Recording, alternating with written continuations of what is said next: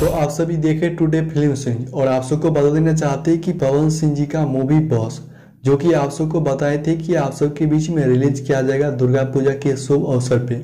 लेकिन आप सबको बता देना चाहते हैं कि इस मूवी को लेकर के बैड न्यूज आ रहा है कि आप सबके बीच में दुर्गा पूजा के शुभ अवसर पे नहीं रिलीज किया जाएगा।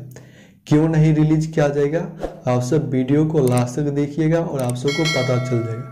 सबसे पहले बता देना चाहते हैं कि इस मूवी का अभी तक ट्रेलर भी नहीं रिलीज किया गया है, लेकिन ट्रेलर आप सबके बीच में कंफर्म 7 अक्टूबर को इंटरटेन रंगीला यूट्यूब चैनल पे रिलीज किया जाएगा। उसके बाद अब मूवी की बात है कि कब रिलीज किया जाएगा।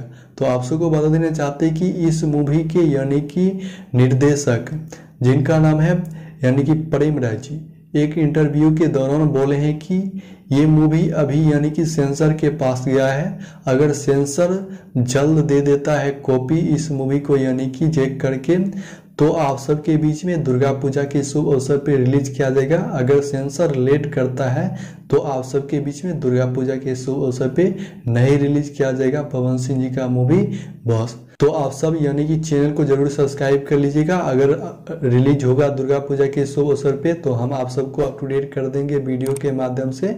तो हम फिर मिलते हैं आप सबसे एक नए वीडियो में नए अप टू डेट के साथ। तब तक के लिए जय हिंद।